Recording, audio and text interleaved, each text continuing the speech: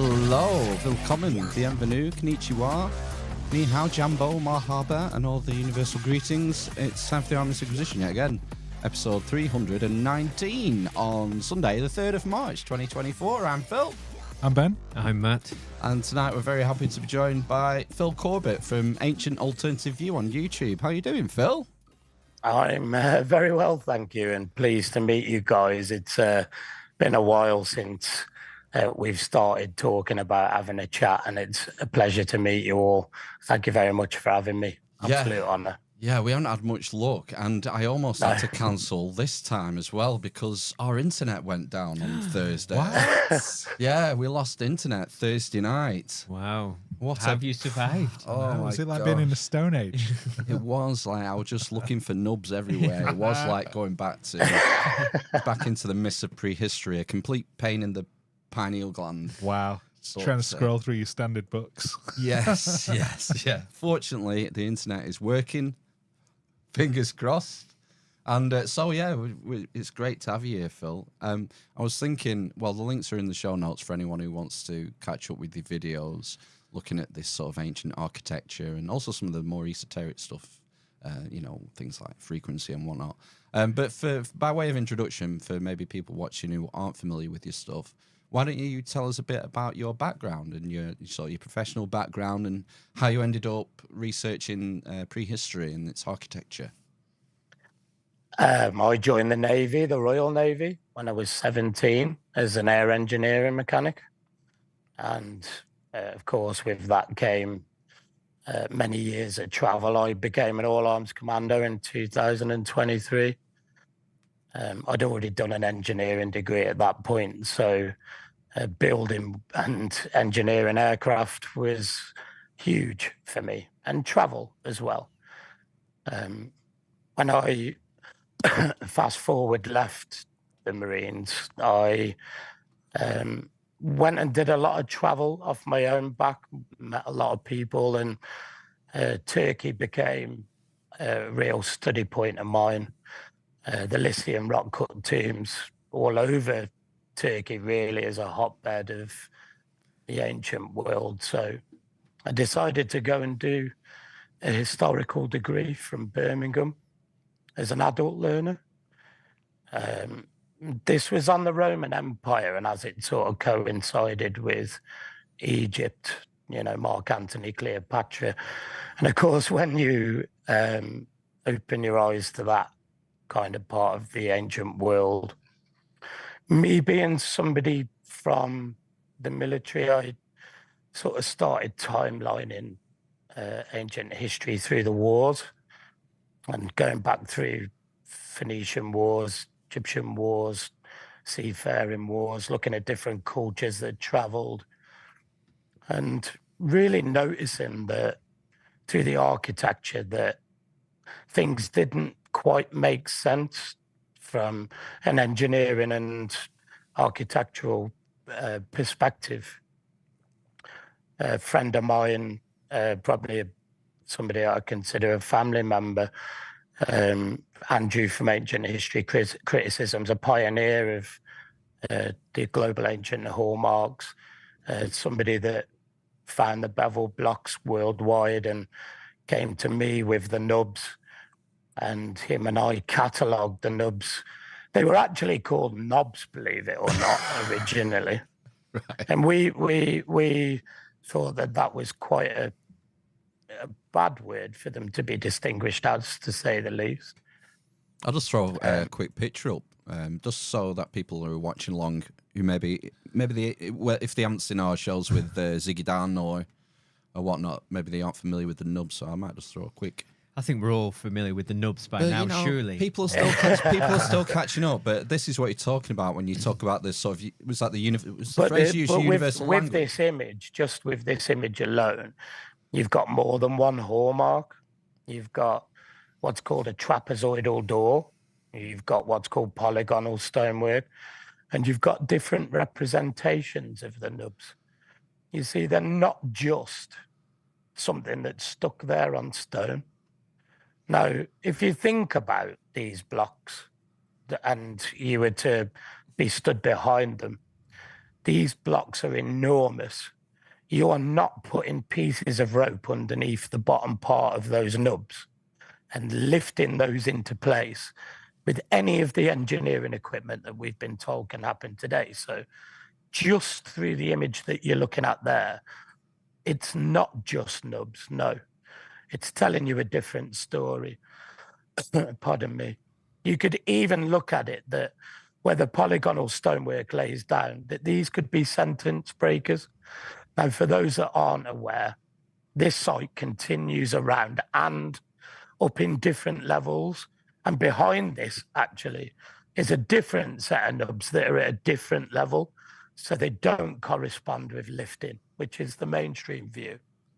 I'm not against that because in some instances, when the nubs were looked at in their initial phase, you could say that all lumps, bumps, protrusions, they're not nubs, okay? Now, there's multiple catalogues out there. Andrew has the Ancient History Criticisms Trust. I have a free catalogue on Pinterest under the Ancient Alternative View. Globally, this is an A to Z. It's not one or two countries, okay? The global ancient hallmarks are not just one or two countries, i.e. Peru, Egypt, Greece, India, which a lot of people tend to study. That's fair. They're massive. But if you only study one area and become good at one place, then you're not really going to understand the actual global implication of what this hallmark means. Now, with the nubs alone, there's different variations from triangular to square to rectangular, semicircular. The semicircular is found in the internal workings of the Great Pyramid in the portcullis chamber. Now, if the builders were there in what's so-called one of the most ancient buildings on the planet, 2,355,000 blocks moved over 20 years, we're talking one block of between 5 and 50 ton every couple of minutes moved into place. As an engineer from the Marines and the Royal Navy, I've got to tell you that's ludicrous. If all of us had 100 people who are excellent engineers, I don't think we could put a plan to put that into place, do you? Now, the things alongside the hallmarks that are interesting, and as we're talking about that, is the implication of the mineralogy around it. So if you look at those stones that you just had on there, and you look at where the nubs are positioned, the nubs are conducive to something. They're telling you something. Now, on a larger scale, one might say that if something is speaking to you, it's a language, it's a communication. What that communication is for those that understood it. If they're global and an engineer gave you a schematic for something, regardless of size of stone, no matter how, out of this world we might think it is, it was done. Those right angles are there. Those trapezoidal features are there. The nubs are there. Those huge stones are there, and they're global. The answer is not in what are we looking at with the nubs, it's what are we looking at with all of the global ancient hallmarks. Why do they appear everywhere? That's the question. I mean, one of the striking things just looking at that picture is how smooth those stones are. The finish on them, they look really nice and smooth. And you think if you go into all that trouble to cut these massive blocks with that trapezoid sort of engraving's the wrong word. Why wouldn't you just knock these things off if they were for lifting? You want your temple to look decent. And if you think about it, if you were going to finish the stone that well, why would you leave a protuberance like that? And at that sort of width, if you were closer to that, some of those are almost like 6 or 7 inches outside the block. Now, with that in mind, could there have been something else that we're not seeing? And could that have been perpetuated globally? Now, when you look at Indian temples where the nubs are, predominantly a lot of the nubs are at the base of the temples. Right. they are found in different areas, but they're predominantly found at the base. Now, when you look at different areas of construction and you look at it, let's just say on a mainstream scale, that where things were built, well, this same set of engineers then built exactly the same set of hallmarks within exactly the same set of buildings for a reason. Did they continue doing it so that everyone else didn't know? Or was it done at a different time that we don't understand? It's there because it's in the physical evidence. No one can take that away. So to understand it, I think what we need to do, and we can use academic tests to do this that have already been done. So there have been academics down the years that have gone and looked at frequencies, gone and looked at telluric energies. I'm sure you've all heard about ley lines and where specific ancient sites were built. And if you look at where the actual mainstay was built, it was on a perfect magnetic point with water that had telluric energies that then had hallmarks built into them. So there was a knowledge of engineering from second one moving into that physical evidence. Yes, it's been built on. Yes, cargo cults have come and, let's say, used specific sites. We could say Romans would be massive on that. Yeah. Well, like, what's it? The Baalbek at in Lebanon. Yeah, huge. Huge. I mean, the theory is that sort of retaining wall, I think is it the Temple of Jupiter, I think, at Baalbek, that the Romans built on top of this gigantic retaining wall. And you look at those blocks in the Trilithon, that the ones that are in situ are like 800 tons, maybe 1,000 tons. 1,200. The stone of the pregnant lady is 1,200 tons.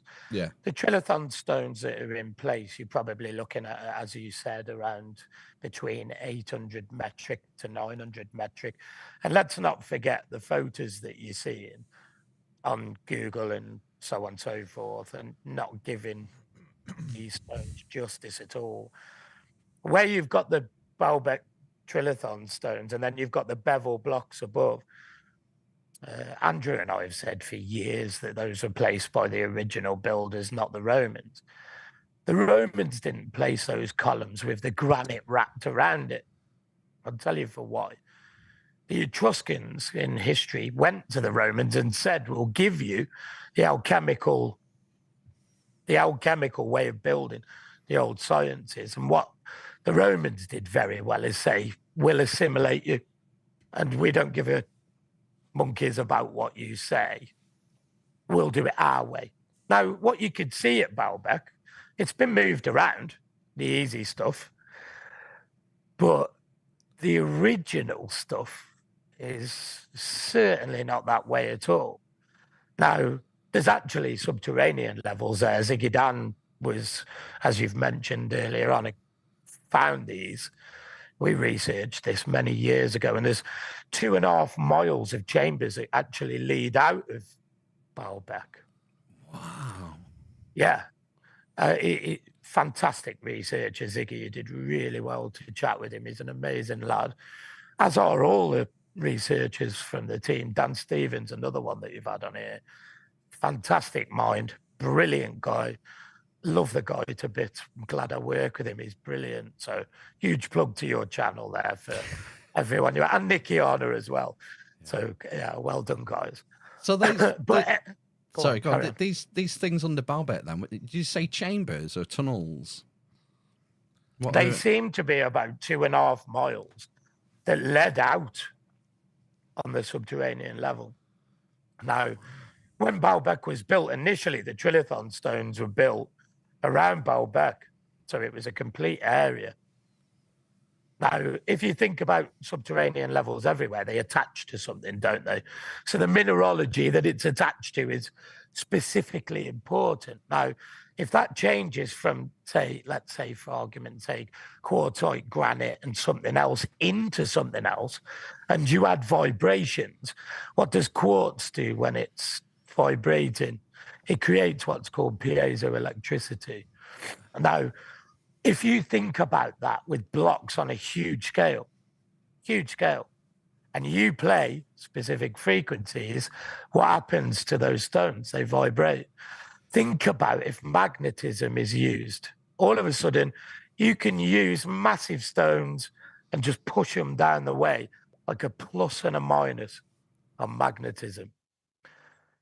You know, it's just a case of using what they had, frequency, with the mineralogy, and then building around that using the ley lines and the magnetism with the water that they obviously knew was there, you know, because this has been continued.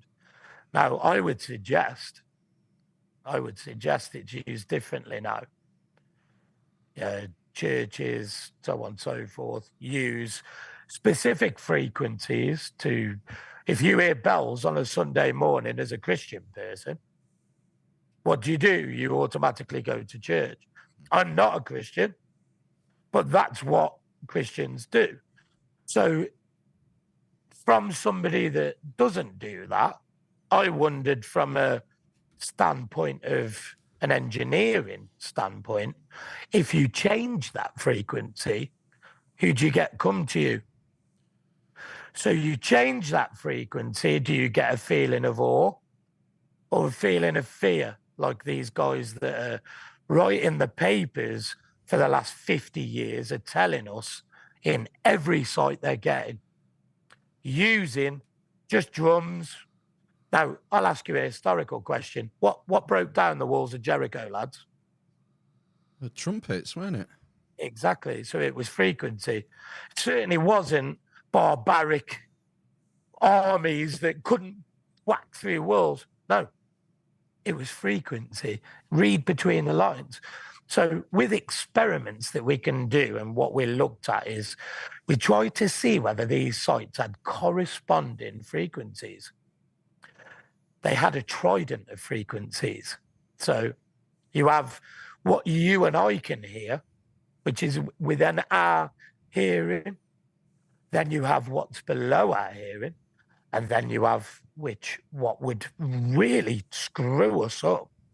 Now, you've got mineralogies of stone, like massive quartz stones just laid in ancient sites for no reason, stone circles, all sorts. We're talking laid into the foundations of Baalbek, Palmyra. We could go into the Brihadishwara temple at Tamil Nadu. We could go then to where we just looked at, Ollantay Tambo, Saxe Warman. Why are all the mineralogies of stone stacked in a specific way connected to the ground? Well, we can test that. If there's a complete temple with all the hallmarks, like you get in places like the Brihadishwara temple in India, I don't know whether you know this, but India's split into different areas of temples. And when you look at where Tamil Nadu is in the bottom right-hand side, you've got miles of temples that lead up into the Himalayas that go across to China, where you would have the Emperor's Palace, Yangshan. Where is half of Yangshan? Tell me that, guys. When you carry on, you get into Russia. What was happening in Gunaya Sharia? There's no question that something was going on there because of the size of the stones. So we look at the mineralogy, where they were placed, exactly what could have gone on, what frequency could have happened. We could have been cutting stones with different frequencies like that. Problem is the topography, the time scale was different. But the hallmarks don't lie. Globally, we were together. It's as simple as that. I could show you an A to Z now, and it's as simple as that. Now, what were we working towards? Now, if I wanted to come to see you guys, where you are, and I was genuinely wanted to come and see you guys, I could probably have done something as simple as wear a crystal that was the same frequency that allowed me to walk through the woods to allow me to where you guys are. Imagine an army came to it you guys didn't want.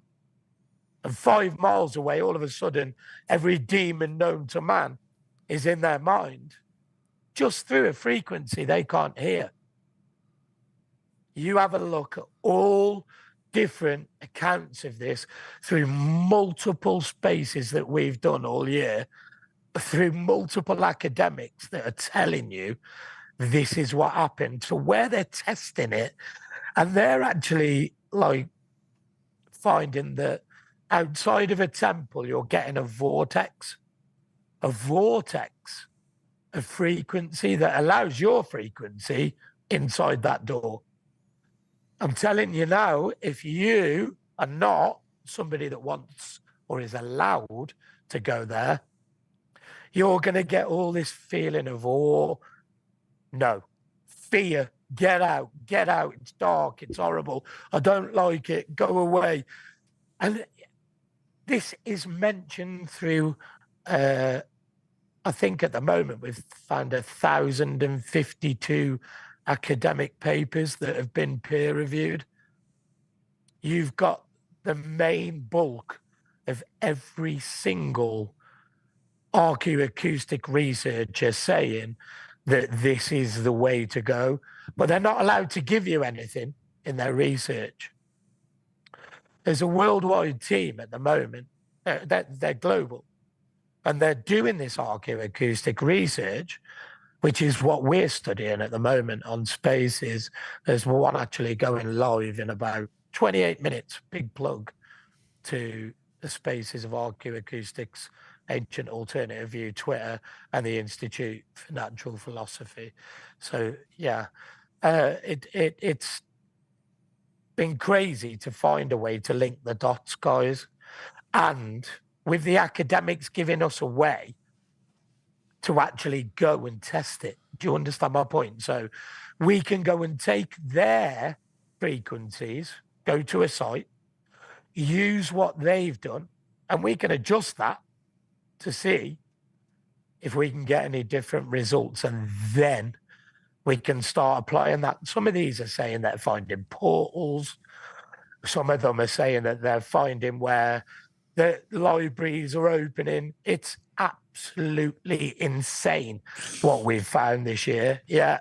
Ow. So yeah, we want to introduce people, and I sent it to you guys last week to a statement of significance, which actually is where academics now have to come to us and bring their evidence to us to say that the global ancient hallmarks are lifting nubs, or they're not this, or they're not that.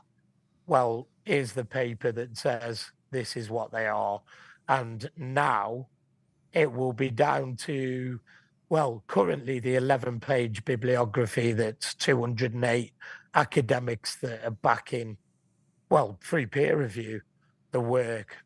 So, well, it's if it's gone against, it will be their work that has been peer reviewed that we're going to go and test, that will be up for debate. So that's what our paper gives us now the right. They're going to have to come and say, well, your evidence is wrong based on what? That you saw one set of nubs that you could lift with. Here's 10,000, 10 million. Could you lift with all those? So it now changes in our favour, and that's where I'm glad we are, and we're about ready to publish it as well. And it's going to have a PUI which attaches it to the Institute. It makes it a legitimate paper where academics can come against us, and the papers we've already published are in the top 1% being viewed at the moment in the world. So when this one comes out, let's hope that people go and look at the physical evidence that cannot lie. It cannot lie at all. It's on every single ancient structure in the world. So yeah, it was good that you brought up the nubs, but it's far more than just the nubs. I'm intrigued in this frequency notion and portals and whatnot. But just before we get further down that road, you mentioned Yang Shan. And I remember seeing a video. I think Wandering Wolf did a video where he Mike, visited it. He works with us. He's a good guy, man. Yeah, tell us a bit about that unfinished stele at Yangshan Quarry, because it's pretty mind-boggling. Well, there's 3 parts to it, actually. And the Emperor said it's 32,690 something metric tons, with the middle nubbed feature that's got actually a Pisces inverted set of nubs onto it, which is 16,321 tons. And the Emperor at the time, what he actually wanted was a dragon built outside the castle. And I'm quite good friends with some 20-year journalists in China. I've done a multiple series on China, on the pyramids. This is not a plug. This is the fact that China isn't as hard to get to know as you might like. But can you imagine you're my temple owner and you're telling me to go and move a 16,300 plus ton megalith over mountains? Have a guess what size dragon he ended up with in history. About 50 foot, probably. He ended up with an 8-ton one. 8 ton, right. 8 ton. Now, Yangshan's a real difficult one. I mean, it's not what's there, it's what's not there. It looks like it has giant nubs on it. It's got some big It has nubs. got that on it, but look at the huge stele. And then if you look at the aerial view on Google, you've got like that block and then around an entire area of the quarry. Ask yourself, where did that go? And I've asked the question to astronomical journalists out in China, where's the material? I've studied every block for nubs in China. Where's the material? The bit that they excavated. I've got it all saved. Where is it? They don't know. It's mental. That is gospel truth. They do not know. So, Yangshan is an enigma. I don't know how the original builders moved it. I don't know how they were intending to move the middle megalith, let alone the largest one. Well, they were supposed to be piled on top of each other as well. I know, yeah. I mean, it makes it insane, doesn't it? People tell me that what they did was measure with the nub attributes from megalith 2. Not that one, of course. I mean, that dwarfs the stone of the pregnant lady. Yeah. In Baalbek, that makes it look like a pebble. Yeah. There we go. That's what we're talking about there. Yeah, that's the middle megalith, and that's 16,000 plus tons. Now, people say what they were doing was quarrying the bottom parts of the stone out of it. Were they? Could you have used that for frequency, and could amplification have been prevalent if you were using a quarry as a engineering site and actually using a specific technology through frequency? I think that that's possible, more so than we lifted it up and moved it. I think that maybe we had a way to use frequency to cut, move, manipulate stone on different levels than what we're thinking prevalent right now. I suppose bear in mind, we think about what we're capable of doing. Right. Don't think in an alchemical brain or how the ancients were thinking. So no matter how fantastical something might seem, we simply couldn't move or want to move that sort of stone now. So I put myself in that mindset of where we possibly could or did and had the capability of, Is that just because we're so arrogant that we believe advancement follows the timeline, and because we are after and the latest iteration of ourselves, we are therefore the most advanced we've ever been? I think that's exactly right. And you know what? That's alternative and mainstream for me. I think if you can become humble and really speak to anybody about their ideas, and then if it's applicable, why not try and run with that and see exactly where it goes? Maybe no matter how outlandish some people's theories might be, if it's actually got physical evidence adaptations and they can tell you how it works, it's got to be listened to, hasn't it? You know?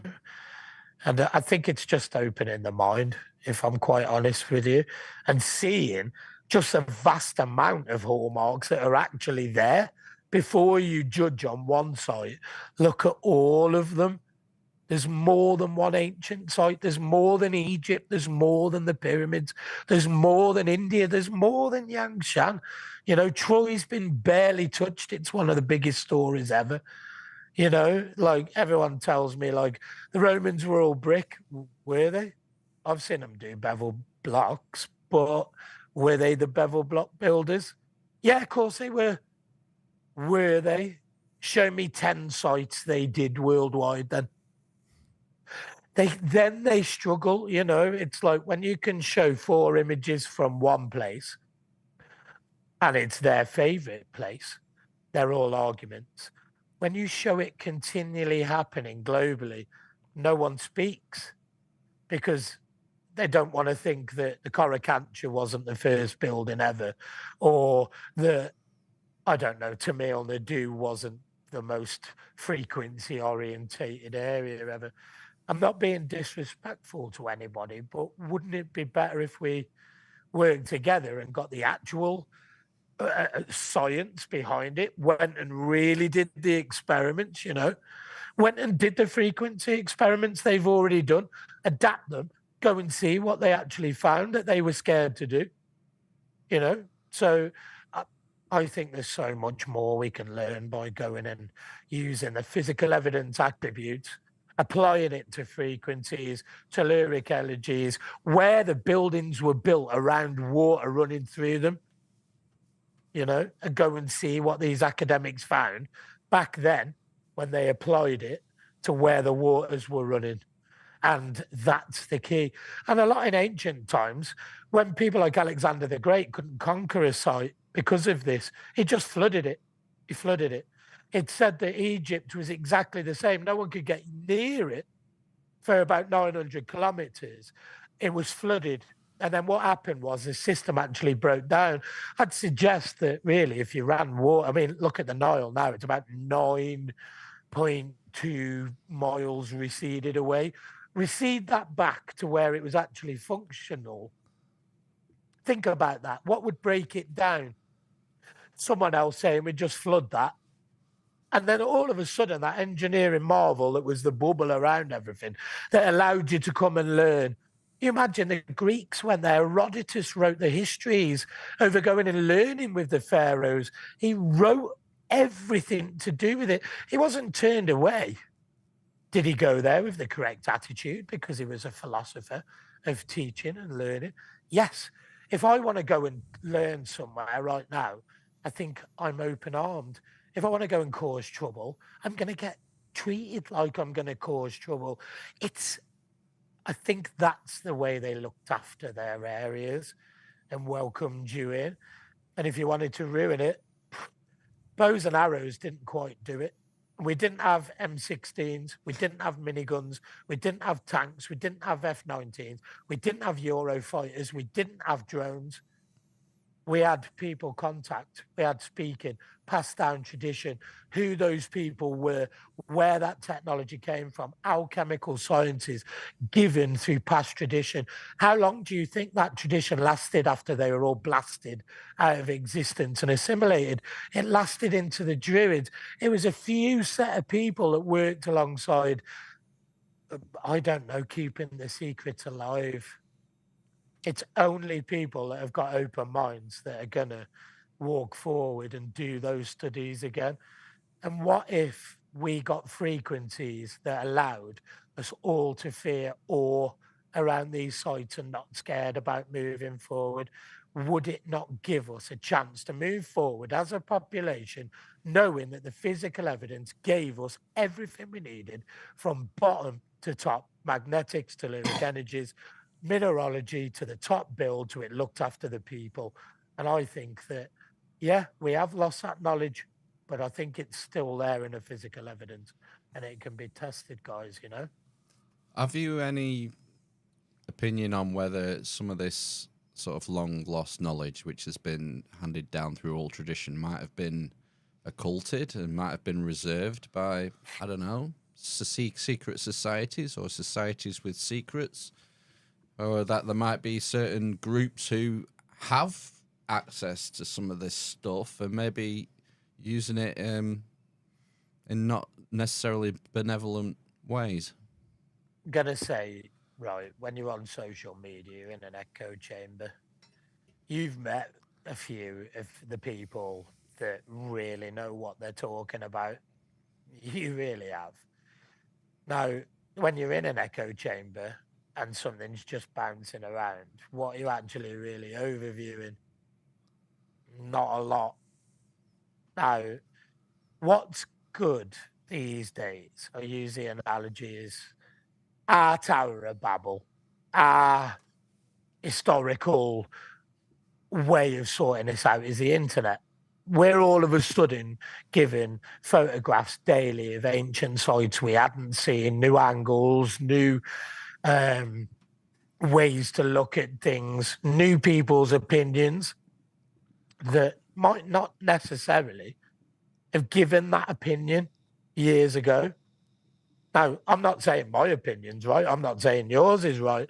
What I'm saying is if you get multiple people's opinions and look at, because look, my job right now, as I'm talking to you, I'm a close protection specialist. I work in intelligence analytics. And intelligence analytics, you take massive amounts of data, you look at what you can corroborate as evidence, you look at then what you can move forward with, and then from that you see a pattern. Now, you only need to look at the A to Z catalogues of the ancient hallmarks, the thousands of them, not just the nubs, the bevel blocks, the polygonal stone, trapezoidal doors, the false doors. Come on, guys, there's 12 or 13 of them that are out there. It's massive. They weren't just leaving that amount of hallmarks for us to accidentally step on, but it seems to me a lot of people really don't give a shit. Yeah. They don't. Me and Andrew, me and the team, me and a lot of people have tried to push this for years with the best in the world. This is the evidence. This is what we've got. Please have a look at it. Nothing. So we've written papers on it. I travel to Portugal every year. We document them on photos. I go with Ricardo. I go with Guy. All members of the team, like Mike that you mentioned, with Nikiana, they're going to Peru in October. They've just been traveling Peru. There's so many good friendships being built off the back end of all this work. And look, it's great to meet you guys over it. And I'd love you guys to spread, you know, that word and come out with us and come and see what these frequency experiments do. And then one of you's there to go out and speak about it yourselves because you've seen it firsthand. And I think as a charity, rather than somebody saying, give me money, that's never going to be me. I've never made a penny off Ancient Alternative View. I never will because I'm very outspoken. It's never going to happen. I applied for subscriptions on Twitter and I've never heard back off them at all. I mean, who's really going to subscribe to somebody that's saying the ancient world isn't what you thought? I get that. So I'm basically the most shadow banned character with Dan and a few others in. But what we're giving is physical evidence that can't be ignored. How can you ignore it? Andrew and I have shown this to Graham, to Brian, to Jimmy. Don't get me wrong, Jimmy's very open to the hallmarks. Very, very good guy. Although he's opinionated, he's a very good guy. And he's very, very good with the hallmarks. He understands them. What I would suggest to ancient researchers out there that aren't seeing them, why aren't you? Why aren't you? I interviewed, like I am with you guys, a Derek Olsen the other month. Derek happily goes up to every single ancient site hallmark and photographs them and sends them, which I was honoured to go and interview with him. Like, you guys really open to understanding what the hallmarks actually could mean for ancient history and why aren't people looking at them? It's really frustrating. I mean, like Dan has said to you guys, it seems like there's two spans of time. Like, there's the ancient world that was erased and we're all like, you'll do as you're told and this is where you are. But that's not where the physical evidence, and he's never said that, by the way. He knows what the physical evidence says. But I can see his point. I agree with his research, actually. I think he's fantastic. That you can't see the wood for the trees because maybe that era just isn't looked at anymore. You could literally, and I'll give you an example of what Dan and I have spoken about in the UK.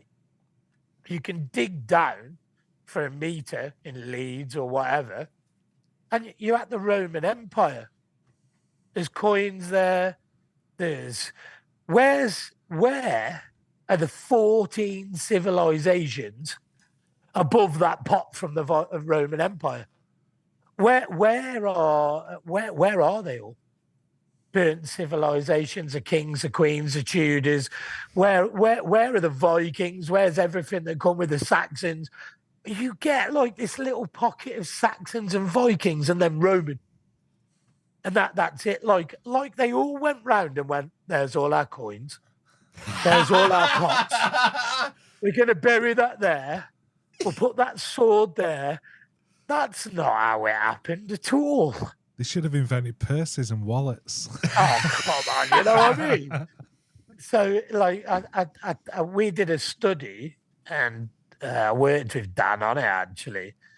He did a lot of it, but he said, go and do this for me, Phil, in your area. Go and find me graves before 1700. Yeah. I'm not joking you. I live in a stately owned red brick Victorian house. And in my area, you've got a lot of that. But before the new area got built, you might have had one church. I'm not joking you. Nothing before. So we did this everywhere. You can't find anything. Where are all the dead bodies? So I started trying to apply a nearer avenue of time to the degrees and everything in ancient history I'd done. And then Dan had blew my mind considerably, like in that kind of Tartarian aspect. But it doesn't take away the ancient world's actually there. What did they do then? Build a goldfish bowl for us to go, ooh.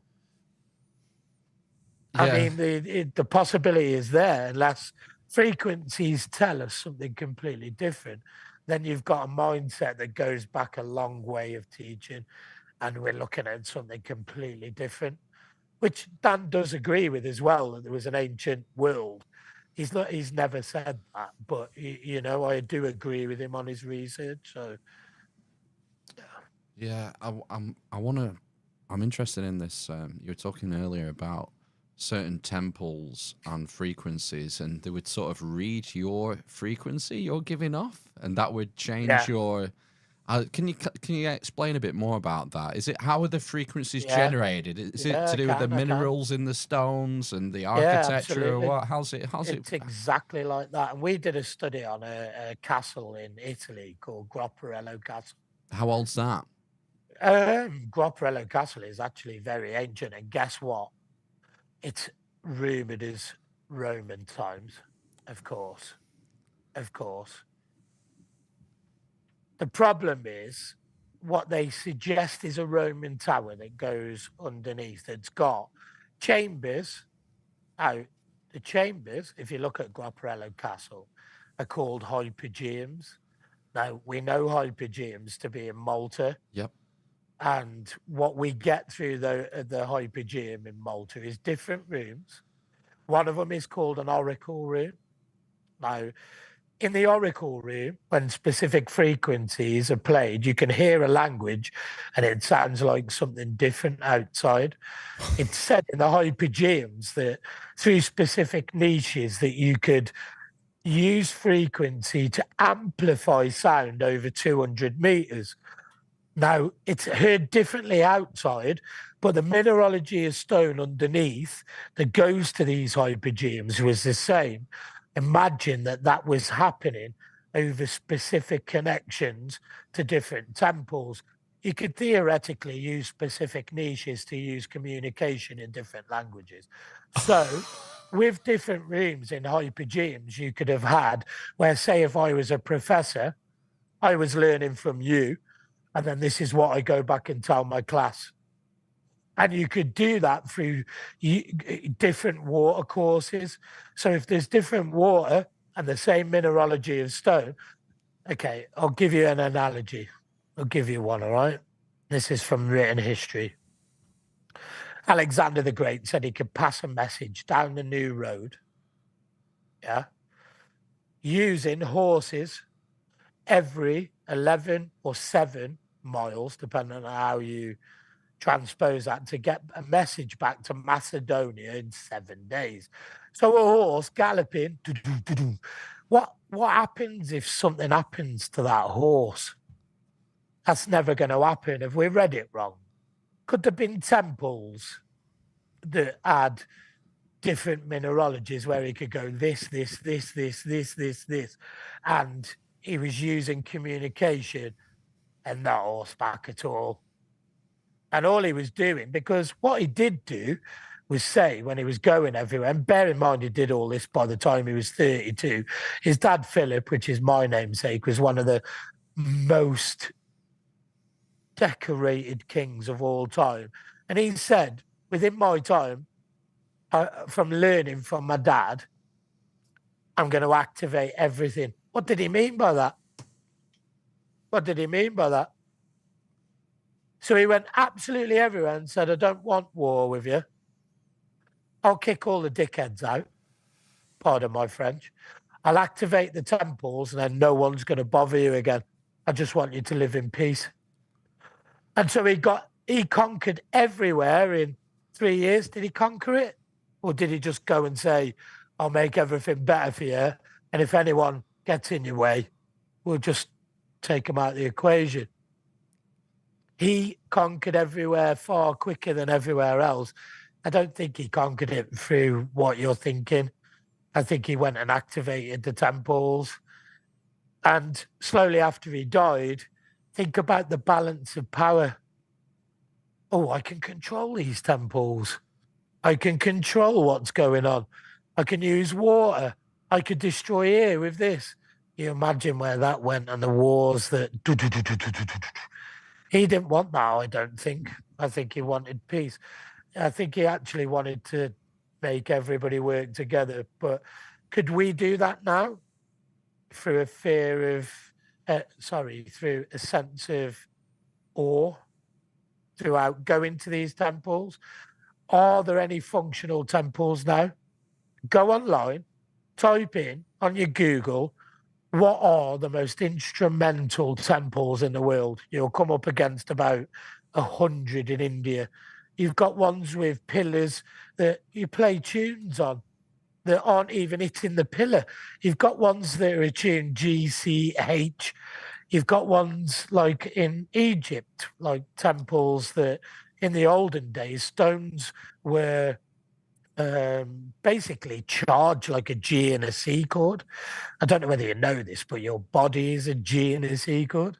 So if you amplify that and you lie on it and you've got a bad back, what do you think that medical technology is today? It's exactly that. What if they turn that up? They'd said that the pyramid tunes played naturally as a G and a C chord. So you didn't hear it, but your body vibrated out and it made you feel better wherever you walked. And it says that in written history. So mainstream history, not me making it up. That's just a study point, you know. So why shouldn't we go and study the frequencies is my point. I think that we could do that from Groperello Castle, which they say is a hypogeum. And the original point is, are the stones there? Yes. They're called sarsen stones, and sarsen stones have massive amounts of quartzite, and they're placed on other stones, almost like batteries. So any doorway that you walk in, you can have a vortex of frequency. I'm telling you, when these places didn't want you there, you'd have felt scared walking in through there. What is and we can test that. We can test that today. What is it about an individual that would make them not feel right? Is it something wrong with their own frequencies out of whack, or what? Do you know? Maybe that you're not ready to understand what's going on within that kind of place, or learning, or maybe you're like, don't believe in any of that. All right, then, see you later. You don't know how it was tuned back then. I don't know how it's tuned now. I'm just theorizing and surmising. But what you do to get those vortexes as proof is, you know, the cameras that you get, normal everyday cameras, you change the point of vision for the photograph, and they become a different camera. And this camera then takes photos of magnetic fields. I don't know how to do that, but it's quite easy, apparently, as a photographer to do it. And you can see these magnetic fields, mate. It's not me telling you. You can see them. You can take it. So where you go down to these hypogeums, and you saw it at the gate where it's small, imagine what it's like when you go down. And they say at Groperello Castle at the moment, nobody's allowed to go in the hypogeum. Maybe an institute for natural philosophy, somebody that's got a team around them actually can, and we can go and see. You can ask for permission. Of course you can ask for permission. Say if you had a paper that backs up research that's done around the site, maybe we can definitely go and get permission, you know? And I think that that's where we need to go, is go and do the boots on ground work, the real tough stuff. Go and get these trident of frequencies and go and test them everywhere, because they're there. They're proven by academics, and we've been talking about them for the last 3 months. So it's proof in physical evidence. So it just needs testing now, really. There was some interesting frequency experiments conducted at where we were about a year ago, West Kennet Longbarrow. West Kennet was the last episode we did, and classed as the best we'd ever done, because what they do at West Kennet, and of course you guys know about this, they use a young 14-year-old boy as a test subject within West Kennet, and they've got the test paper writer himself. Now, they send him in there, and there's, it's called a bull roarer, and it's basically Aboriginal, and they use 2 of them, and you circle them, and it makes a noise, woom, woom, woom, woom. Now, this little lad, 14, says he got a tap on the shoulder after seeing the stones vibrate. Yeah. And he sees a doorway open, and he gets asked if he's all right. Now, West Kennet Barrow is 1.75 meters tall. The writer of the paper, an academic specialist, non-believer in anything to do with this, goes in, and you know where you just said to me, well, does it know your frequency? He didn't dare do the same experiment as the 14-year-old. He actually wore earphones. If you read on his write-up, it says he shot up 4 meters in the air. Now, you tell me what academic doesn't know what 4 meters is compared to 1.75.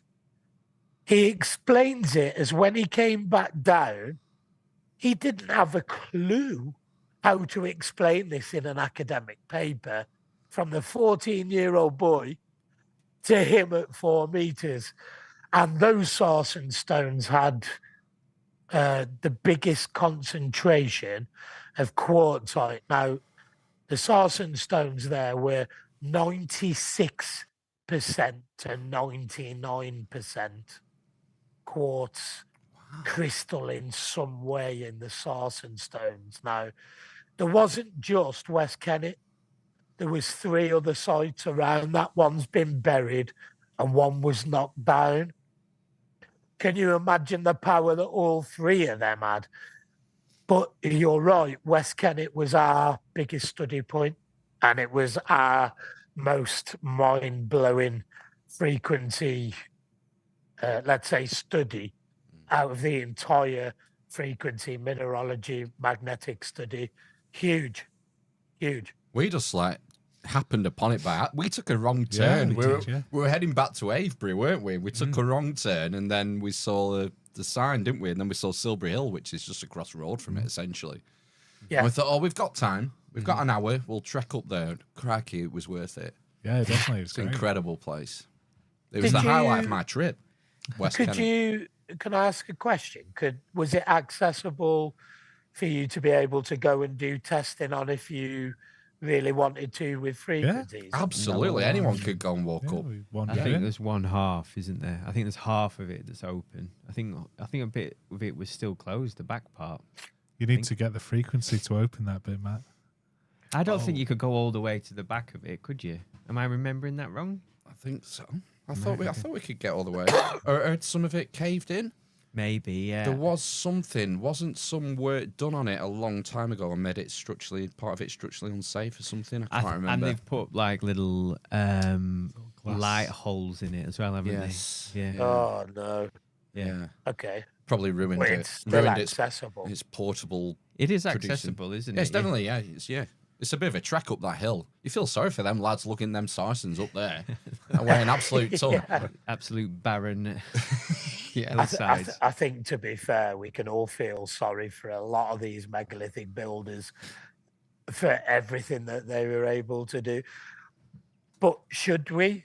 Did they find it easy? Was it just different? Was it a different application? Hey, look, I don't think so.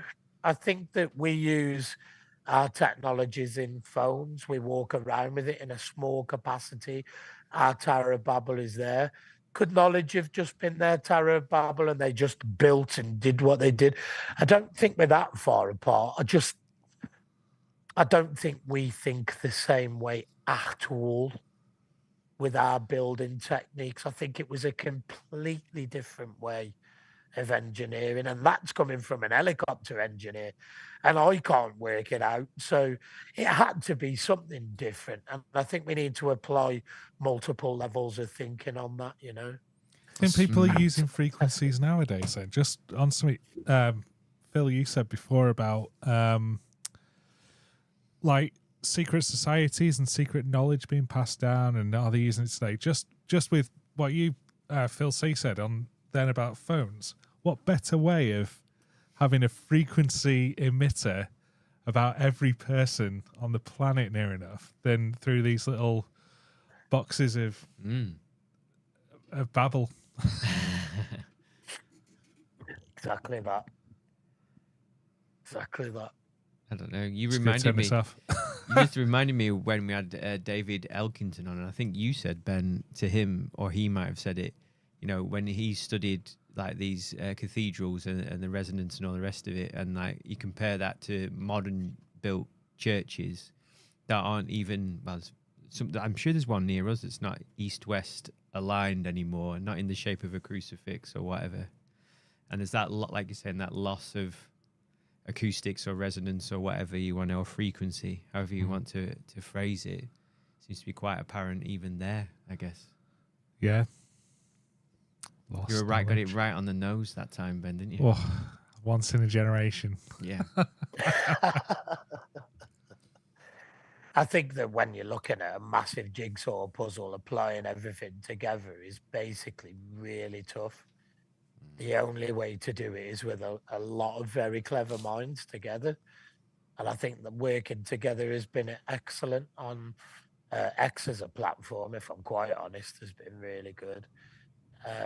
Because I know you get a lot of idiots, but you do get a lot of great minds that come together, and you're able to kind of culture these ideas and see where you might be wrong. None of us could be maybe 100% right, but taking a little bit from everyone, I think, we could possibly gain more truths than where we are right now.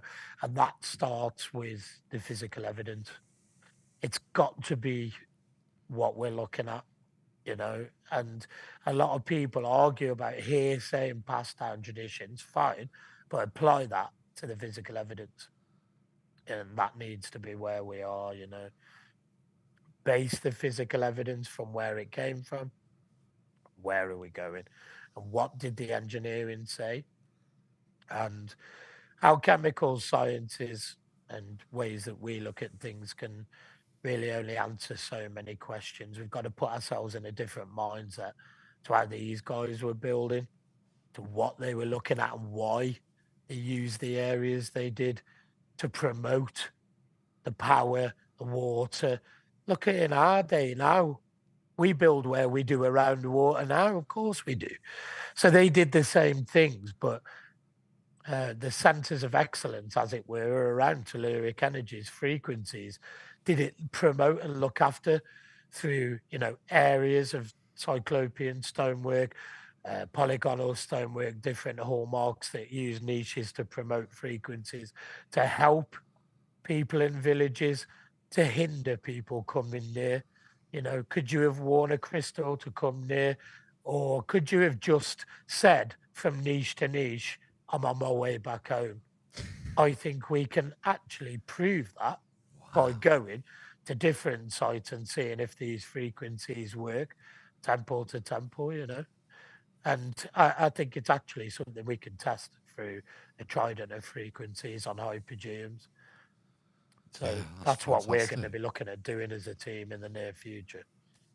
Well, Phil, or part of the team, anyway. We've rocked over an hour already, Phil. We're gonna have to let you go and get on with your Sunday. No problem, and it's been an absolute honour to have spoken to you guys. I really hope that I get to speak to you again. Oh yeah, thanks, let's do it again. Definitely. Yeah. And it's been fantastic. It's called the Natural Institute of Philosophy, is it? Yes, it is. Yeah, there's a link for the Twitter handle in there. Are you going to get like a website or anything for that, or just stick with X? The website's actually just about to come live. There's going to be a library of information through the website. That would be great, Phil, because like you mentioned, all the other guys you're working with, like Ziggy and Andrew and Wandering Wolf and all the rest. But it would be great to have like a hub where anyone can go and just, where it's all collated, I guess. Some kind of nub hub. A nub hub. When the Institute has been registered as the charity that it's going to be for people to come and learn with, that will be exactly when that happens, and we'll promote that for everyone to come and give their views within the Institute. Great. And the website's only about a fortnight away from being complete, so yeah, look forward to having you all on there. Oh yeah, we're a shoo-in for being initiated, aren't we? We just need some initiation robes. I've got some druid paraphernalia. That's some stuff. Yes. We're a shoo-in. I'm wearing my Viking stuff all night. You know it. Lads, it's been an absolute pleasure. I look forward to catching up with you again. Can I ask a favour? Can I promote this video and put it on Ancient Alternative View? Absolutely not. Yeah, you can do whatever you want with it. Do you want me to send you a copy? Can you send me the copy? And I'll whack it on Ancient Alternative View. I'll whack it on that'd Twitter be cool, as well. Thank you, guys. I'll send you a Google Drive link or something tomorrow. Thank you, mate. All right, I really appreciate meeting you guys. Nice Take one. care. All the best. Thanks, Phil. See you later. All the best. See you later out there. Bye-bye. Yeah, bye-bye. We'll be back for part 2 in like 10 minutes. Yeah. Do some just one headline of the week this week. Oh, but it's going to be a deep dive. Is it a cracker? Thin. Sorry? Huh? Is it a cracker? Yeah. A wafer thin cracker. Right, links in the show notes. Follow Phil on X, formerly known as Twitter, and YouTube. Right, peace out. We'll see you for part 2 in 10 minutes. Bye. Ta-ra!